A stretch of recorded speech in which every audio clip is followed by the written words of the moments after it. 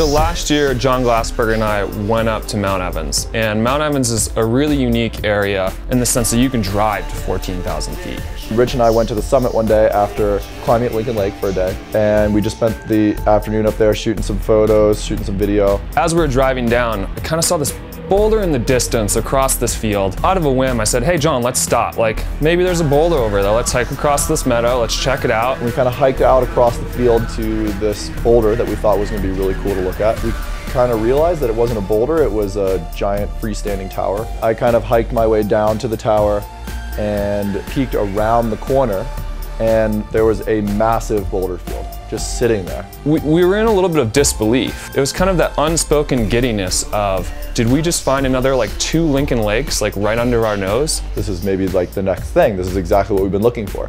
We spent the remaining part of the season, which at that point was only 5 days worth before the road closed, at that boulder field.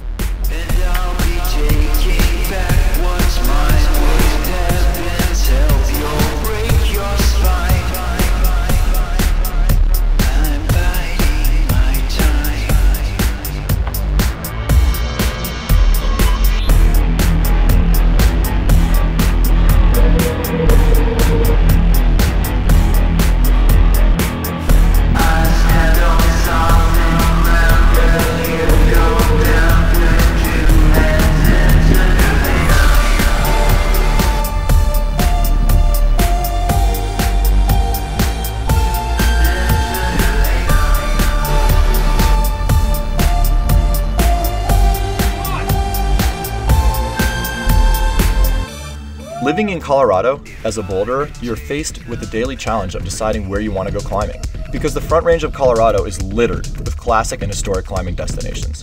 We've got Rocky Mountain National Park, Guanella Pass, Mount Evans, the list just goes on and on and on. Alpine season begins when the summer weather rolls in and the boulderers head into the mountains to escape the heat. The proximity of Mount Evans to Denver and Boulder provides us with world-class destinations that are an easy day trip. The drive, the hike, the development process all make the alpine bouldering lifestyle a serious commitment, even though it's close to home and pretty safe. The drive to Mount Evans from the Front Range is less than 2 hours, and as you head up through Clear Creek, you pass other out-of-season climbing areas along the way. As you travel through Idaho Springs, you get that last bit of civilization before heading up the switchbacks to Mount Evans. The Forest Service provides us with access to such a wild and remote place, and it encourages climbers to get into the alpine and start exploring. Mount Evans is unique in that it's the highest paved road in North America and offers us a really rare opportunity to drive to this elevation in the summer.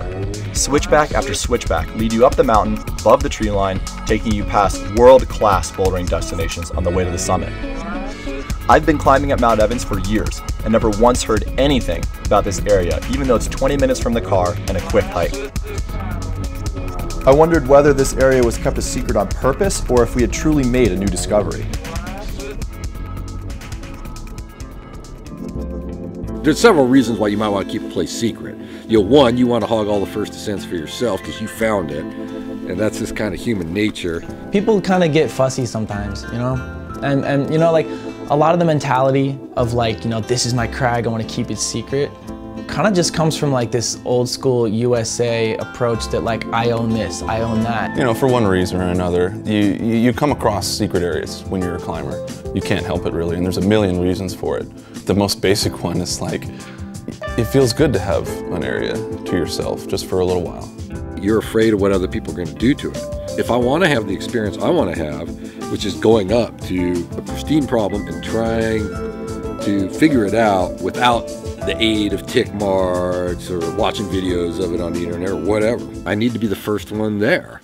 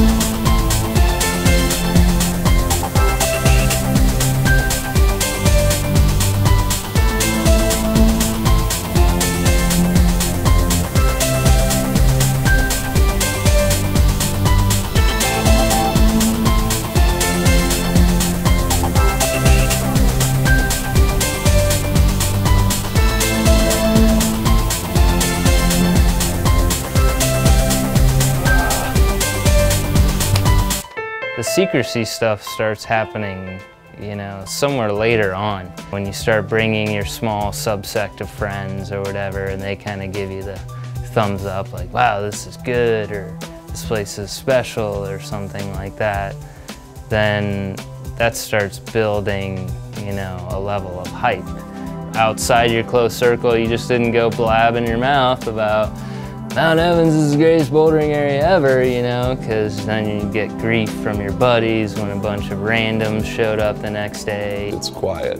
You get to run around and pick plums, you know? I mean, you get to find all of the best lines and just kind of dig it before it becomes an official climbing area.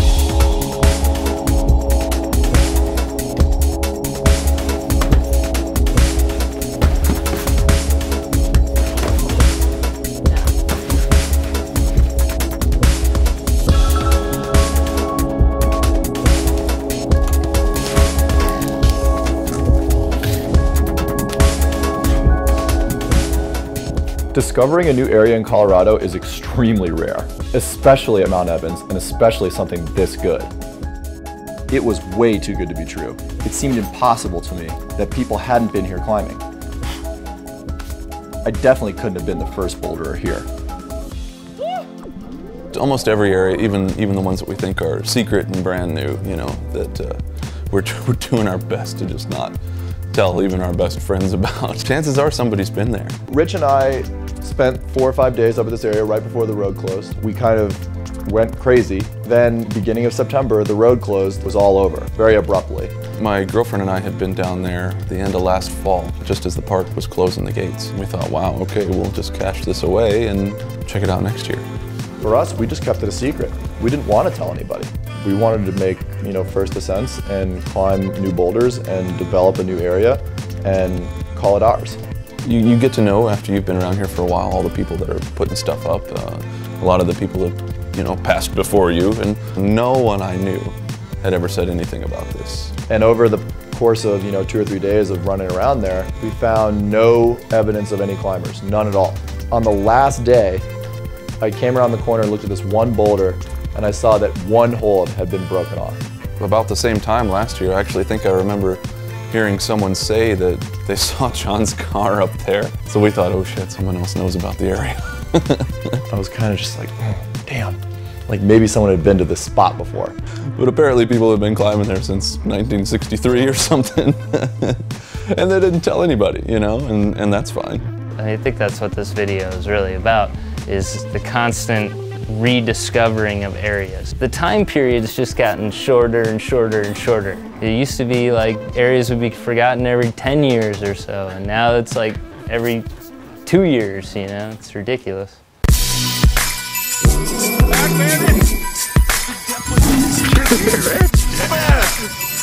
Climbing boulders.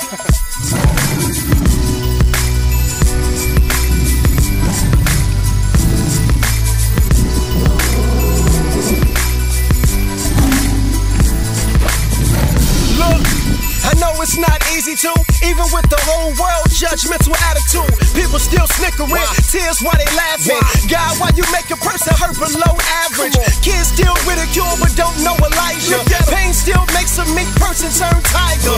Any given Sunday, any given buyer, wave the white flag with a swag to retire. Not about giving up or giving in on one day. It's about never seeing nothing happen your way. Who's got the grown men to lay it down in caskets? It's all about the fire now. My man supplying matches. Cut him till he bleed, but the pain can't compare. Swing walks around, jaded now, persuaded with despair. But if I can give a word to encourage, I would say, I'ma tell you like this. This is how it is.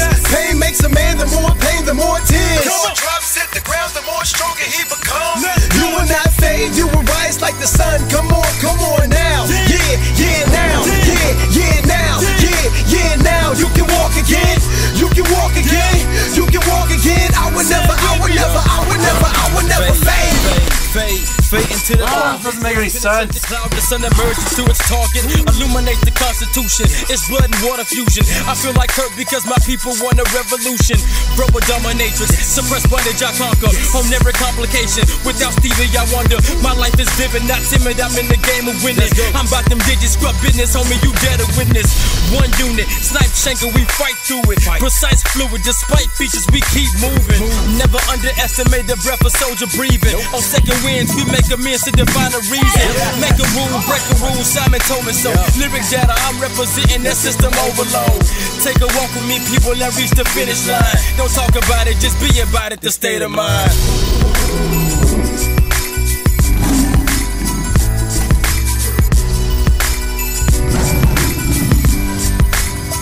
I'ma tell you like this. This is how it is. It's not every day you get to go to a new bouldering area like this and put up amazing first descents. It was not going to be easy to keep this area a secret.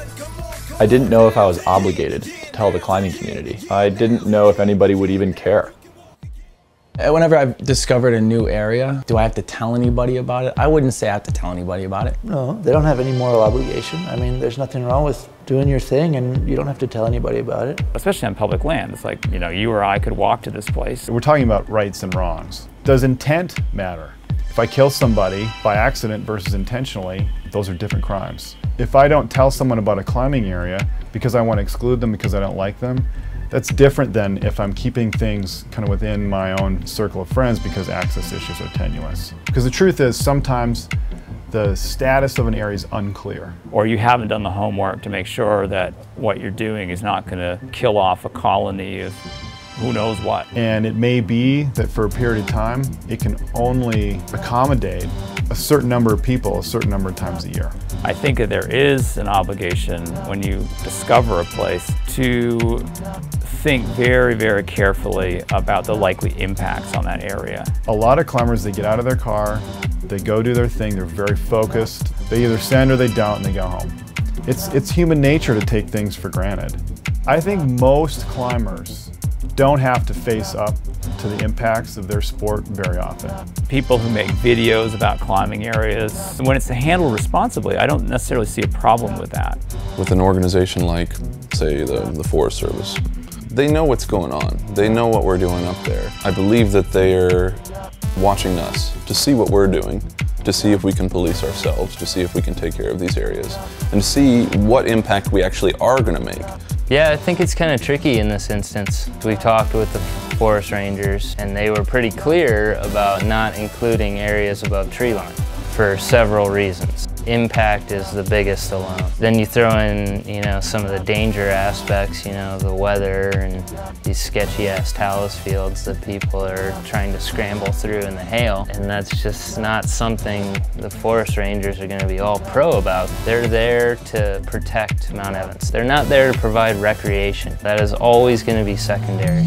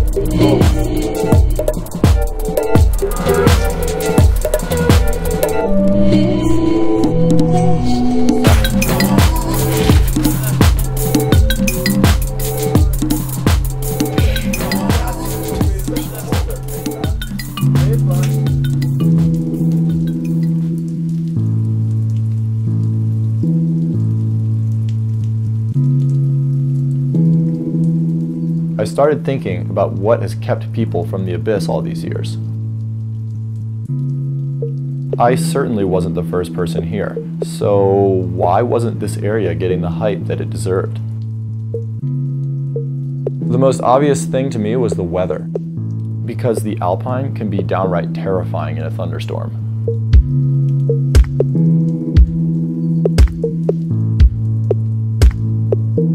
When you see a dark cloud, no matter how tiny it is, you need to leave because the storm's coming in. When I go climbing at home, if it rains, you're like, whatever, we'll like casually walk out. It's like a bubble at home. Out here, it's this whole new like overwhelming experience. If the storm comes through, you need to get out. Like it's an actual dangerous place to be. There's absolutely nothing you can do. There's nowhere you can go to be safe. Granite is super conductive of electricity. The whole ground is granite there. So when the lightning hits, it just spreads throughout all the rock. I was hunkered down in a cave in a tiny ball with my head down, praying that I would survive the next few moments. And we did, but I would like never to be in that situation again. We're out here in the middle of a snowstorm. 1st of July. Happy July. I think it's gonna get wet and it's gonna get dry. Hopefully the time it gets dry, it will still be light. Almost every afternoon you can count on getting stormed on, but it's totally worth it. It's one of the most beautiful places I've climbed.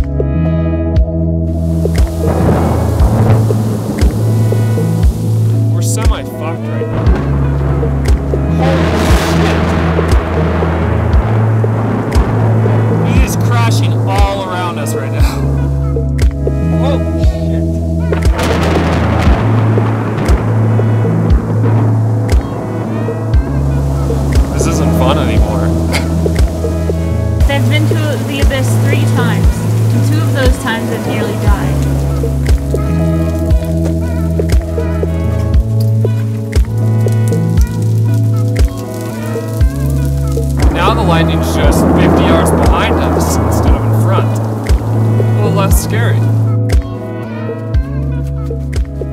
Then it dawned on me that there was more than just physical things like the weather keeping climbers from the abyss. It's the climber's mindset that varies, and everyone has different motivations. I don't agree that the young boulderers are lazy, because they'll hike all the way out to Mount Evans or up to Chaos Canyon. I find that flattering. It makes me think that my generation nailed everything good that was within 10 minutes of the car. The younger generation is kind of like filling in the gaps just to try to get that same experience, but on the less obvious. Bouldering is a very accessible game, and that's like one of the reasons that so many people do it. It's just like it's social, it's fun, it's like so easy to do, and it feels so good. And it's just a completely different experience. Like when you go and spend days, I'm going climbing, but you climb for like 20 minutes and you spend the rest of the day like with a wire brush in hand just going to town. When something is fully developed, people are like, damn, this is awesome. But if like they show up to an area and there's 7 problems, they're like, what the fuck, dude? Now I gotta go find lines and I gotta go scrub it down. I did the 7 problems that are here. But if one day they turn on their computer, they open a magazine, and there's an ill fucking area with like 300-400 problems in it, shit, dude. Oh, you built the landings? There's trails here? You pulled off all the loose flakes that are gonna bust off and pop me in the fucking eyeball? Great. If you're in school or working, you don't want to spend the whole day brushing up a boulder. When you can go out whenever you want, you're a lot more likely to hike a little further, to kind of put in the time and effort to clean stuff up. You don't really have to go that far to find new stuff. You just have to maybe look where other people haven't. In my mind, I think it's kind of come from like a maturing thing where I needed a little bit more in climbing, and I think it's an adventurous endeavor. I really like going to new places and finding new things. It feels like I can try my hardest without any kind of preconception of how hard it's supposed to be, or what someone else thought of it. Developing is different for every person. The world is so stagnant and calculated that when I go off in a place that I don't know if there's going to be new boulders or if it's going to be worth coming back to or worth scraping, that's like an adventure for me.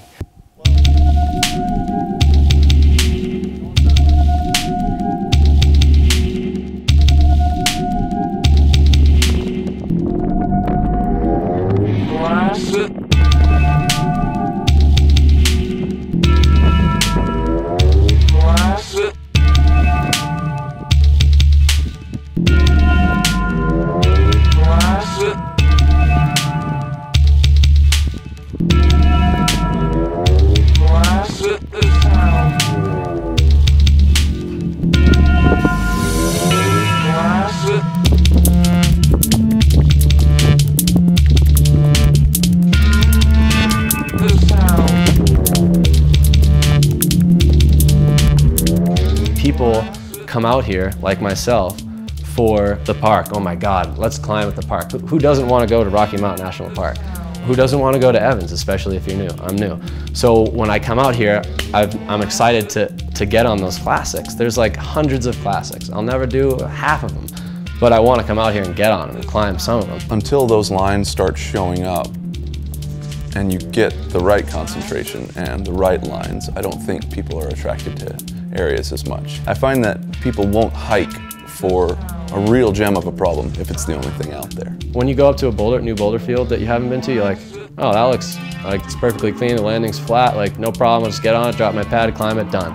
When you go out to a new area, you have to clean it, you have to think about the fall, is it doable? Can anybody do this? Is it cool, is it not cool, is it dangerous? You have to be very motivated to do that. You go outside to project or you go outside to develop. That's a very different thing. When you have an area that suddenly gets a good double handful of hard problems, people start to see this development just exploding. Developing new boulders is hard. I've only had a taste of it, and it's hard work. It takes so much stupid amount of effort to develop new areas on big alpine zones around Mount Evans.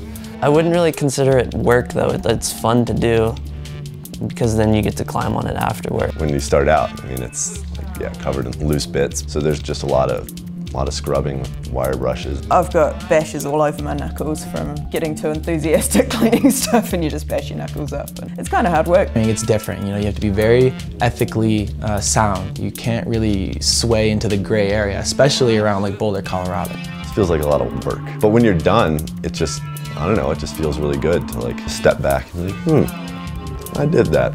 Now there's a climb there. And it might not even be very good, and it's certainly not very hard. But I don't know, it's something that you sort of left your imprint.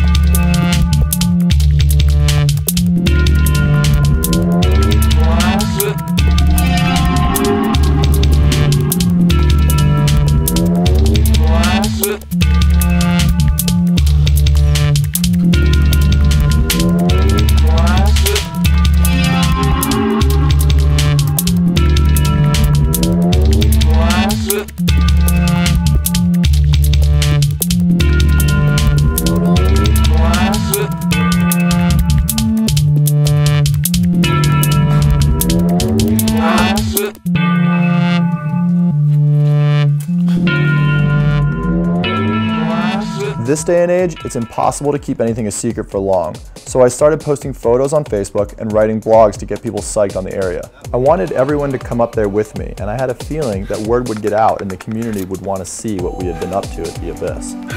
Yes, first ascents! But back in the 80s, you know, before the internet, the community was a lot smaller. We'd see each other at the gym during the week and we'd talk about it. That's how things traveled. It was literally just word of mouth. Like I would tell somebody, somebody would tell another person, and that was just kind of how, you know, this place would be relayed from person to person. It was a lot slower. Well, now with the internet, information about a climbing area will spread through Facebook, Twitter, Climbing Narc, LT11, all these sites that are constantly have a flux of information. You can derive much more quickly very specific information. Instead of like word of mouth over a campfire or some guidebook from 10 years ago, you know, you could look on the internet. The technology nowadays has expedited the process of like a place being talked about. It can be literally as simple as being friends with someone on Facebook and they post something on Instagram and bang. You can get service on the way down the mountain from Evans. You're already updating your scorecard. You're already posting something to Facebook within the hour, you know, and soon it'll be even faster once data speeds speed up and we're just streaming video from our phone and people are watching everyone send instantaneously.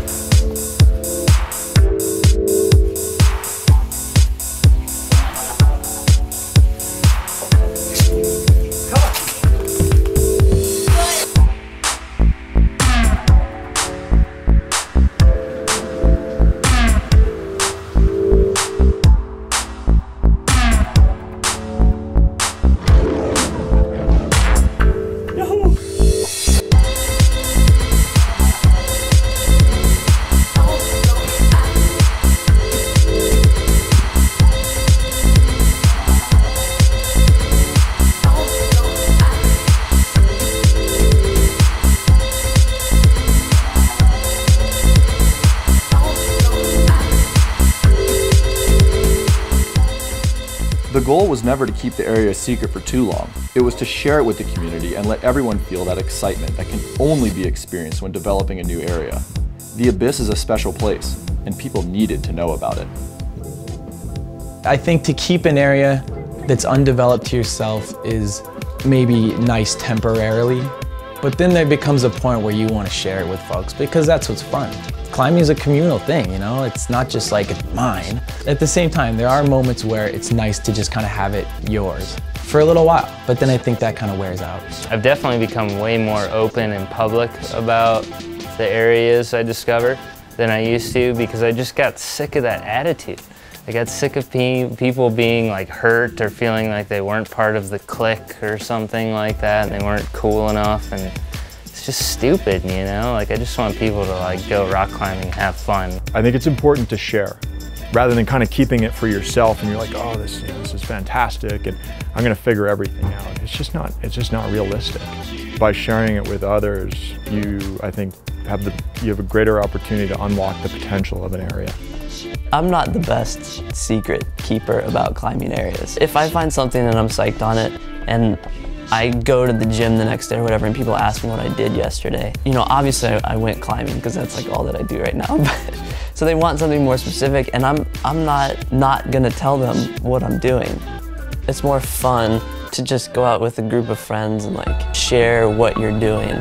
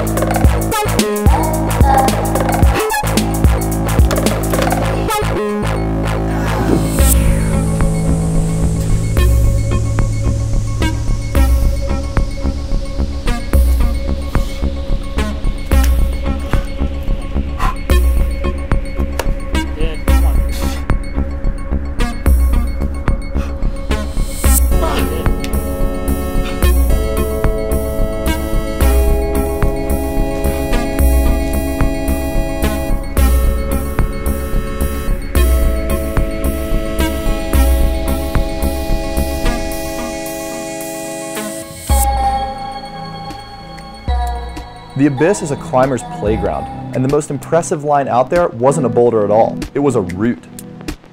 It seemed fitting that the coolest thing to come out of all of this was on the tower that Rich and I saw at the very beginning.